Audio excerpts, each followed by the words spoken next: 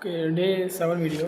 இந்த வீடியோவில் வந்து ரூம் மாடிஃபையருங்கிறது ஒரு இம்பார்ட்டண்டான ஆட்-ஆன்ஸ். ஓகே, ஒரு ஹாஸ்பிட்டல் போகிறீங்க. ஹாஸ்பிட்டலில் வந்து காமன் ஷேரிங் ரூம் இருக்கும், நார்மல் ஏசி ரூம் இருக்கும், சூட் ரூம் இருக்கும். இந்த மாதிரி நிறைய வெரைட்டியில் வந்து ரூம் இருக்கும். ப்ரைவேட் ரூம், ஏசி ரூம் இந்த மாதிரிலாம் இருக்கும்.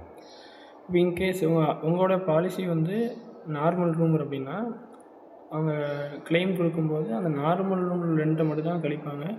ரிமைனிங் ப்ரைவேட் ஏசி ரூம் எக்ஸாம்பிளுக்கு வந்து பெர் டே வந்து உங்களுக்கு 5000 அப்படின்னா 5000 மட்டும் தான் தருவாங்க. ஆனால் அந்த டைமில் ஹாஸ்பிட்டலில் உங்களுக்கு என்ன இருக்காது, ரூம் அவைலபிலிட்டி இல்லாமல் நீங்கள் ஏசி ப்ரைவேட் ரூம் போயிருப்பீங்க. அங்கே ஒரு பெர் டே வந்து 10,000 இருக்கும். ஓகே, அந்த சுச்சுவேஷனில் உங்களுக்கு மீதி 5000 ஒவ்வொரு நாளும் கையிலேருந்து எடுத்து போடுற மாதிரி இருக்கும். இந்த ரூம் மாடிஃபையர் நீங்கள் சூஸ் பண்ணிட்டீங்க அப்படின்னா அது எந்த ரூமாக இருந்தாலும் சரி உங்களுக்கு வந்து கிளைம் கிடைக்கும். இதுதான் ரூம் மாடிஃபையர், ரொம்ப இம்பார்ட்டண்டான ஒரு add on. Next compassionate visit. In case உத்தரகாண்டில் வந்து ஃபேமிலி டூர் போயிருக்கிறாங்க, அங்கே ஏதோ ஒரு இன்சிடென்ட் ஆகிடுச்சு.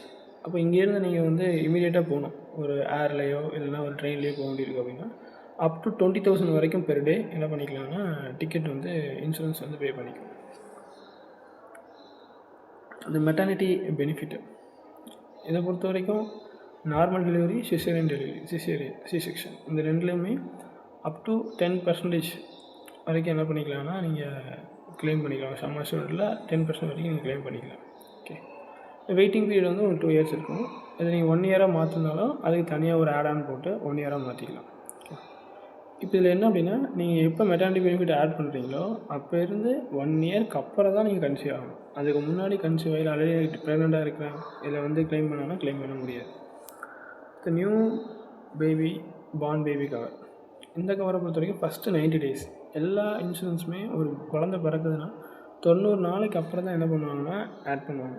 இன்கேஸ் நியூ பார்ன் பேபி கவரை எடுத்திருந்தீங்க, மெட்டர்னிட்டி பெனிஃபிட்டை சேர்த்து எடுத்திருந்தீங்க அப்படின்னா உங்களுக்கு அந்த பிறந்த குழந்தைக்கு ஏதாவது அந்த டைமில் டிசீஸ் அப்படின்னா அதை கவர் பண்ணிப்பாங்க. அந்த லிமிட் இருக்குது. மெட்டர்னிட்டி கவர் வந்து 1 lakh அப்படிங்கும்போது பேபி கவரேஜ் வந்து 2 lakhs அது வரைக்கும் தான் இருக்கும்.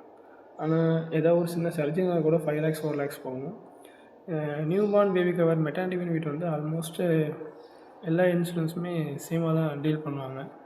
இன்சூரன்ஸை பொறுத்த வரைக்கும் அன்எக்ஸ்பெக்டட் ஈவெண்ட்டுக்கு தான் அவங்க மெயின் கவரேஜ். ஓகே, இது வந்து பிளான்டு, இதில் அந்தளவுக்கு அவங்க கவரேஜ் கொடுக்க மாட்டாங்க. 1 to 2 lakhs மட்டும் தான் இது கவர் ஆகும். Okay, thank you.